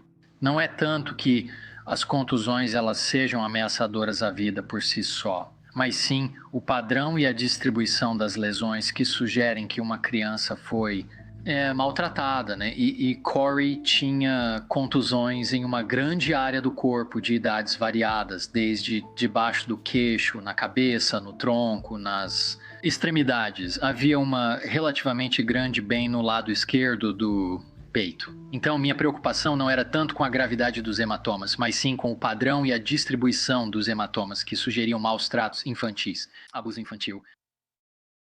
O depoimento do Dr. André é importante porque detalha pontos cruciais da linha do tempo das lesões que causaram a morte de Corey. Na minha opinião, essas lesões ocorreram mais ou menos ao mesmo tempo. E a idade dessas lesões poderia ser de até 4 horas antes, mas também poderiam ter até 12 horas antes da morte de Corey, às 5 da tarde do dia 2. Nas descobertas iniciais do Dr. André, ele concluiu que o período em que ocorreu a lesão fatal foi entre 5 da manhã, 1 da tarde, de 2 de abril de 2021. Esse intervalo significa que está dividido ao meio. Temos 4 horas com Corey aos cuidados da mãe e 4 horas com o pai. Doutora, você pode nos contar sobre as evidências adicionais que viu para ajustar esse intervalo de tempo? Havia um vídeo ao qual foi feita alusão, e não era um vídeo intencional, e não havia pessoas no vídeo. Parece que o telefone ele estava em um banco de carro ou algo assim. E me foi informado que essa era a mãe do Corey deixando ele para cuidados com o pai.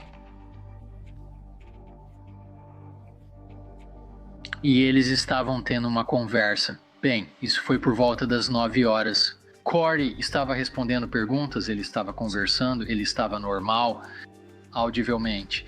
Então, se isso foi às 9 horas, o período de tempo da lesão, das 5 às 9 horas, na minha cabeça, é eliminado. Uma pessoa com esses ferimentos não vai responder como Corey respondeu no carro.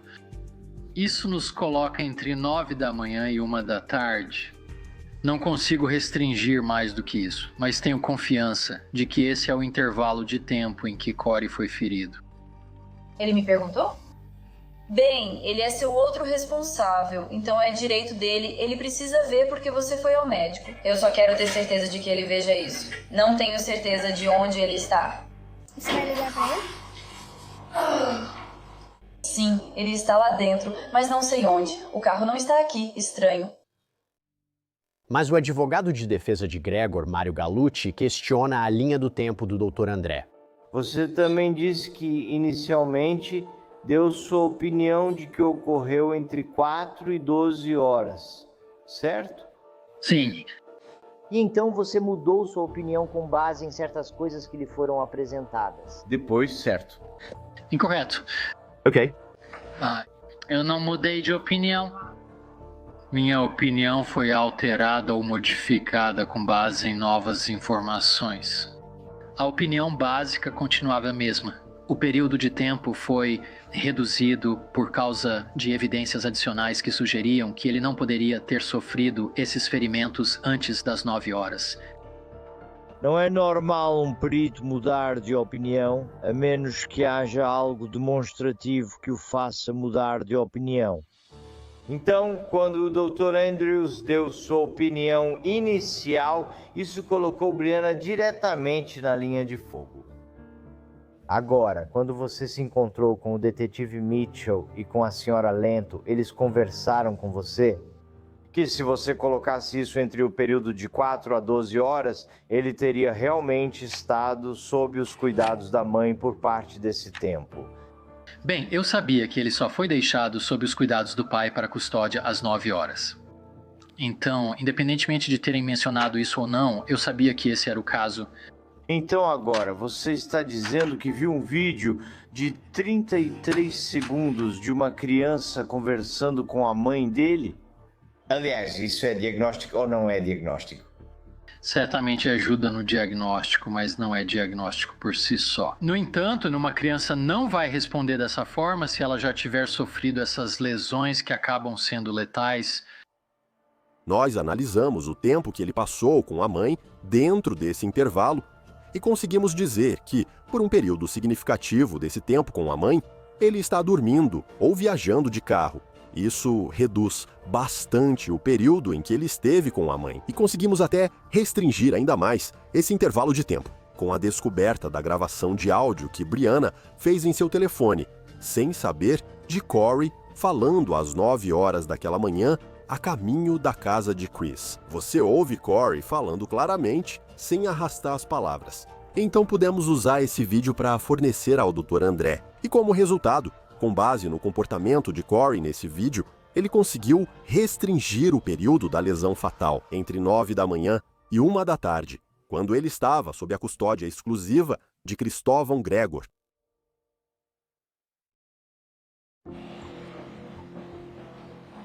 O perito médico da defesa, Dr. Miguel Boden, opina novamente sobre a causa e a forma da morte de Corey. O senhor tem uma opinião após revisar todo o material em relação à causa da morte de Corey? Eu acho que a causa da morte de Corey foi confundida por causa das lesões extensas causadas pelo processo de reanimação cardiopulmonar, mas eu concordo com a parte da inflamação e sepse no diagnóstico dele. A parte da inflamação e sepse no diagnóstico do Dr. Rogas se refere à inflamação no pulmão e à detecção na cultura de bactérias no pulmão que poderiam causar pneumonia e sepse. Na minha opinião, a causa mais provável da morte foi uma condição muito grave e rápida, pneumonia. Você formou uma opinião sobre a maneira da morte? Bem, minha opinião seria que a maneira da morte, por todas as informações que temos, é natural. A defesa apresentou o Dr. Michael Baden como um médico legista celebridade. Ele testemunhou no caso O.J. Simpson e é destaque na ciência forense. E ele testemunhou que a criança morreu de pneumonia causada por sepse. Acho que o objetivo disso era dizer que, a criança tinha uma doença. Pneumonia é acúmulo de líquido nos pulmões, e o líquido que estava lá era sangue porque o coração e o fígado dele estavam sangrando. Então foi uma maneira bem inteligente. Eu achei que era uma tentativa de justificar essas lesões e tirar a culpa do Chris. Você fez alguma constatação sobre sepse ou infecção? Essa questão surgiu no exame inicial e com base não só nos achados da autópsia, mas também na minha análise dos prontuários médicos. Não há nenhum pingo de evidência de sepse ou qualquer outro processo infeccioso na autópsia de Corey. Vários médicos testemunharam aqui sobre inúmeras lesões no olho de Corey. Um hematoma no peito, um hematoma sob o queixo, uma escoriação no quadril, alguns hematomas leves nas costas. Você viu as lesões? Sim. Na sua opinião, alguma dessas lesões teve relação com a morte de Corey? Não tiveram. O Dr. Baden é provavelmente o maior patologista forense do mundo. Ele faz isso há 200 anos. Ele inventou a patologia forense. E ele conseguiu corroborar cada detalhe sobre como Corey morreu.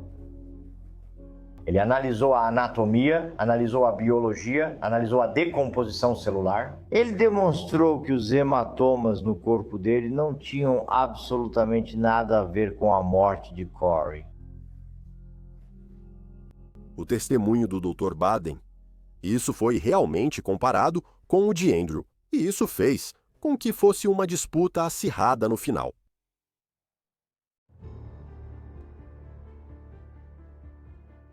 À medida que o julgamento avança para os argumentos finais, este caso se torna uma batalha entre o testemunho do Dr. Baden e do doutor. Andrew, Corey morreu devido a abuso crônico ou morreu por causas naturais? E quem o júri vai acreditar? Todos nós queremos justiça para Corey. Justiça não é condenar. Um homem por assassinato que não cometeu um assassinato. Só há uma conclusão que você pode tirar. E essa é a mesma conclusão que o Dr. Baden chegou. Corey morreu de causas naturais. Isso não é um homicídio, é trágico? Claro que é, diga isso. Sim, não há testemunhas. Ela está sentada aqui chorando. Ele está sentado aqui chorando. Não há vencedor aqui. Corey morreu, é isso? Só existe um veredito que eu acredito que podemos chegar. E é que Christopher Gregor não matou nem abusou Corey. Este caso é sobre punição. No dia 20 de março de 2021, a mãe de Corey levou Corey para casa 2 horas atrasada. Corey foi punida. Ela foi colocada em uma esteira. Nós temos um vídeo dessa esteira. No dia 2 de abril de 2021, Corey foi trazida para casa 14 horas atrasada. Corey foi punida, a pessoa que a amava.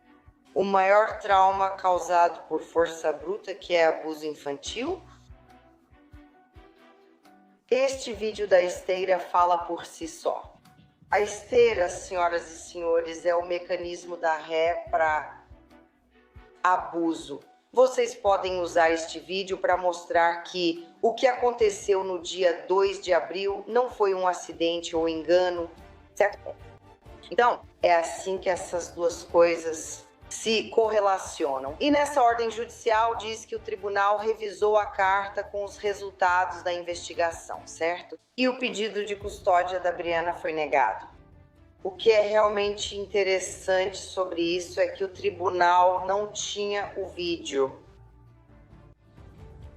O tribunal analisou apenas uma carta. E Brianna não recebeu a guarda. Certamente nós que éramos pais e que estávamos tentando e lutando por nosso filho para protegê-lo e garantir que nenhum mal lhe acontecesse. E ouvir que este é o mecanismo para fazer isso. E então você vai lá e então repetidas vezes esse mecanismo não responde. E então, no final das contas, exatamente aquilo que você avisou acontece. E isso é trágico e devastador. O depoimento do Dr. André prova que o réu assassinou seu filho, Corey. A causa da morte, segundo o patologista, foi uma sequência letal de eventos, sem a qual a morte não teria ocorrido. Um golpe, uma pancada, é isso que é um trauma por objeto contundente. O Dr. André consegue determinar que essas lesões por trauma contundente foram infligidas em Corey entre 9 da manhã e 1. Então, a laceração no coração e no fígado de Corey ocorreu mais ou menos na mesma hora. O réu era a única pessoa que estava com seu filho quando essas lesões foram infligidas. Ele foi assassinado pelo próprio pai, a pessoa que deveria protegê-lo e cuidar dele. Mas este caso é sobre Corey e como ele se tornou a vítima final do castigo e abuso do réu. Crianças de 6 anos simplesmente não morrem e Corey também não morreu. Após fortes argumentos finais das duas defesas e da promotoria, o júri começa suas deliberações. O júri voltou para a sala de deliberação e naquele momento percebemos que não estava mais em nossas mãos e esperamos ter feito tudo o que podíamos para apresentar este caso de uma forma que trouxesse alguma justiça para Corey Mincholo. Estávamos lá enquanto eles deliberavam, não sabíamos, só estávamos torcendo pelo melhor. Fomos à igreja e rezamos, fizemos isso muito antes do julgamento, né? E depois ficamos com nossos amigos e família do lado de fora do tribunal. Então, após 2 dias de deliberações, o júri chega a um veredicto. Senhora Fo, o júri decidiu? Sim, senhor. E esse veredicto é unânime? Sim, senhor, senhora.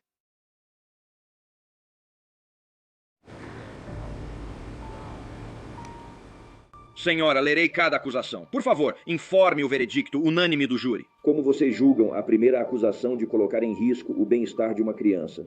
Culpada. 2. Qual o seu veredito sobre a segunda acusação? Assassinato? Inocente? Quando disseram inocente de assassinato, achei que já estava ganho. Achei que havia uma chance de Chris ser considerado inocente só porque as autoridades e as agências responsáveis por proteger ainda não tinham feito isso. Eles falharam conosco e com Corey o tempo todo, então achei que poderia haver uma chance. Eu sabia que era um júri que tinha que decidir, mas eu não tinha certeza. Como decidem sobre a acusação de homicídio culposo agravado? Culpada? Vocês não responderam à pergunta 4. Senhora presidente do júri, pode se sentar. Neste momento vou consultar o júri. Chris não foi condenado por assassinato, mas foi por homicídio culposo agravado de criança e por colocar uma criança em perigo. Acho que eu estava apenas grata pela condenação por homicídio culposo. Porque, sabe, no começo de tudo isso você pensava que ele nem seria acusado de nada. Fiquei grata por essa condenação.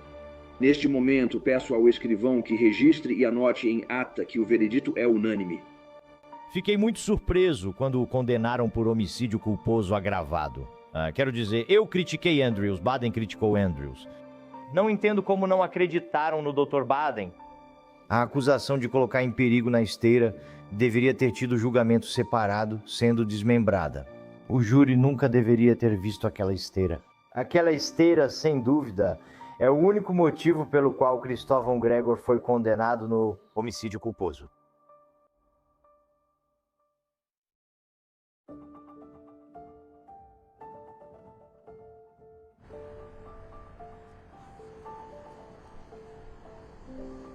Enquanto todo mundo está aqui se sacrificando no calor, só quero dizer que o inferno é muito mais quente. Agora, depois de não ter prestado depoimento durante a fase de julgamento deste caso, Christopher Gregor finalmente se dirige ao tribunal durante a audiência de sentença. Senhor Gregor, deseja comentar algo sobre si ou seu caso? Eu só quero agradecer pela oportunidade de falar hoje. E Brianna, nós não conversamos desde que Corey faleceu. Diante de tudo, só quero dizer que sinto muito pela perda do Corey.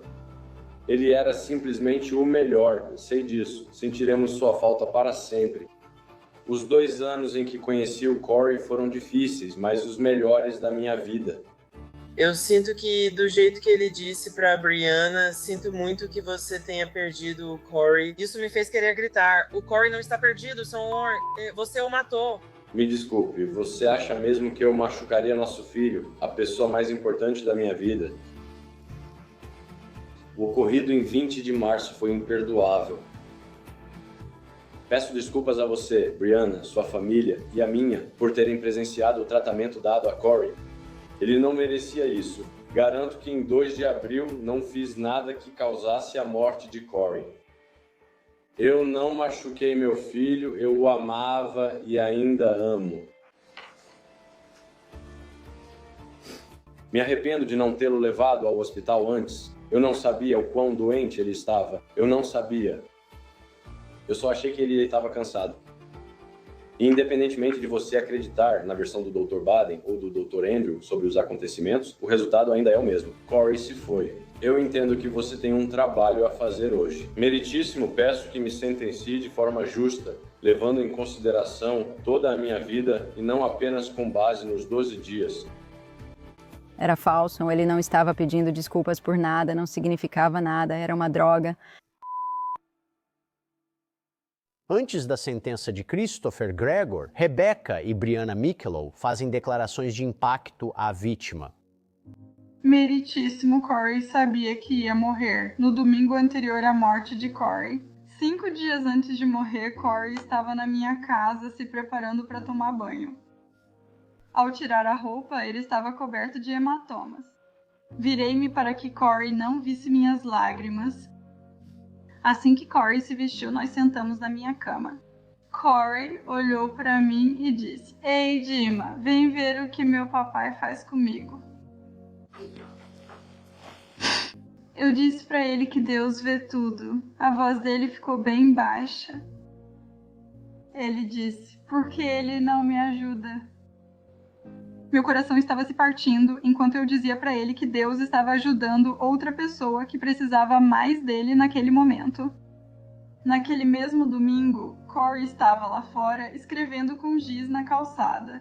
Mais tarde, Brianna e eu notamos o que Corey escreveu. Morri perto da nossa porta. Corey sabia que ninguém podia ajudá-lo. Ele sabia que ia morrer e aceitou isso. Meritíssima, minha conversa com Corey 5 dias antes e no dia de sua morte vai me assombrar para sempre. Ensine a esse homem que suas ações têm consequências. Corey queria um papai, mas em vez disso ele teve que lidar com esse monstro, Chris Gregor. Meritíssima, por favor, dê justiça ao Corey hoje. Obrigada. Meritíssima, sou Brianna Mikelow e compareço diante da senhora hoje, não só como uma mãe enlutada, mas também como uma defensora da justiça. Corey era e ainda é minha vida, meu mundo e meu tudo. Em 2 de abril de 2021, hesitante, deixei Corey na casa do réu. Esse erro vai me assombrar para sempre. Beijei meu filho sem saber que era essa a última vez. Queria saber o que ia acontecer e nunca teria deixado ele ir. Minha nova realidade é explicar para minha filha o que aconteceu com o irmão mais velho dela e por que ele não está aqui. Eu levo ela ao cemitério para ver o Corey todo fim de semana e com 1 ano e meio de idade, ela já sabe onde o Corey está. Enterrado, parte o coração. Ela senta e brinca com o carrinho e brinquedos que deixamos para ele. Apesar de tudo o que ele fez com o Corey ainda o amava. Ele admirava você e ele ainda queria ser, me desculpe. Ele queria que fosse como um pai de verdade e o tratava como filho. Em vez de ser um bom exemplo para Corey, ele decidiu espancá-lo até a morte.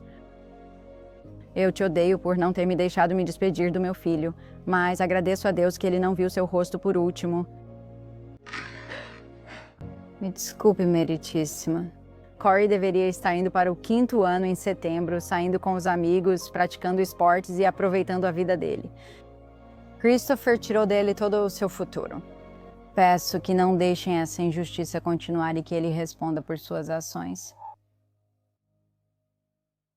O juiz Guy Ryan não apenas anuncia a sentença, ele tem algumas palavras para Christopher Gregor. Preciso impor a sentença e posso considerar como agravante que o réu cometeu 2 atos em datas diferentes. O vídeo da esteira mostra uma demonstração de indiferença do réu em relação a Corey. Depois que Corey cai várias vezes e eles vão embora, não há interação carinhosa ou tapinha nas costas. Bom trabalho, filho. Sem abraço. Você está bem? Nada mais.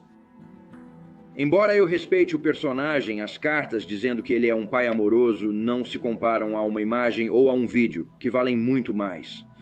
Seja o que tenha ocorrido naquele dia, Corey não recebia amor, companhia, gentileza ou apoio. Aquilo foi um abuso da forma mais grave possível. E isso não condiz com as declarações do réu hoje.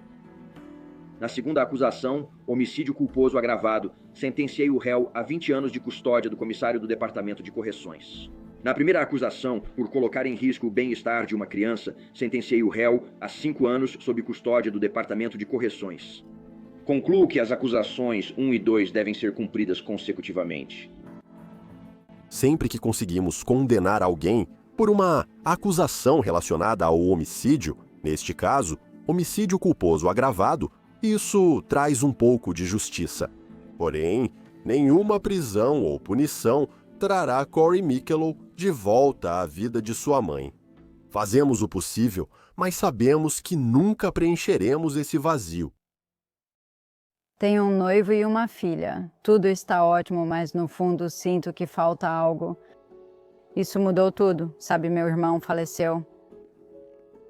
E eu tenho que, tomar antidepressivos, provavelmente pelo resto da minha vida. Eu nunca voltei a trabalhar depois.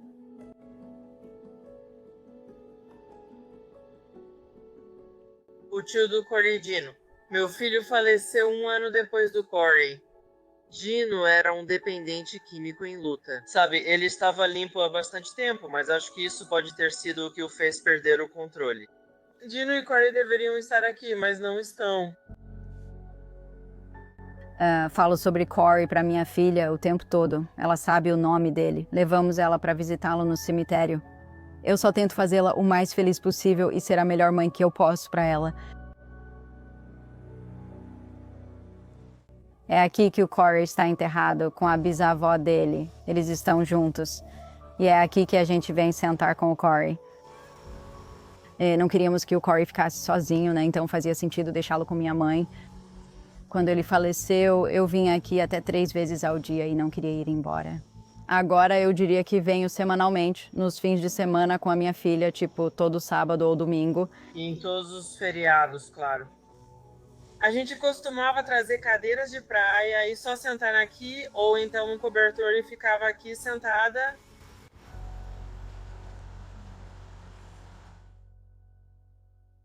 Parabéns para você. Parabéns para você, querida Corey.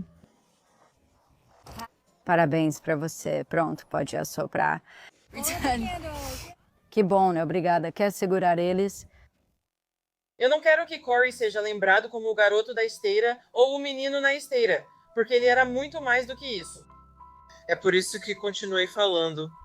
Eu escrevi um livro que ainda não foi publicado porque quero contar a história do Corey. Quero que todos ouçam. Eu espero que o legado do Corey seja: nós amamos a história dele para ajudar outras crianças e eu tento fazer isso o máximo que posso. E nós só queremos que haja conscientização sobre o abuso infantil. Eu quero que haja conscientização de que o DCPMP falha. Muitas crianças, e eu acho que Corey adoraria que fizéssemos isso e ajudássemos outras crianças. Tentamos aprovar uma lei que esperamos chamar de Lei Corey. Muitas pessoas falharam com Corey. Uma delas é que o especialista em abuso infantil não está disponível há 24 horas por dia, 7 dias por semana em um hospital. O abuso ocorre sempre, não só das 9 às 5. Então eu espero que essa lei seja implementada e que ela possa salvar outra criança, porque Corey gostaria de fazer isso. Ele adorava ajudar e cuidar dos outros. Que maneira melhor de salvar uma vida se não mudarmos as leis? As leis não mudam.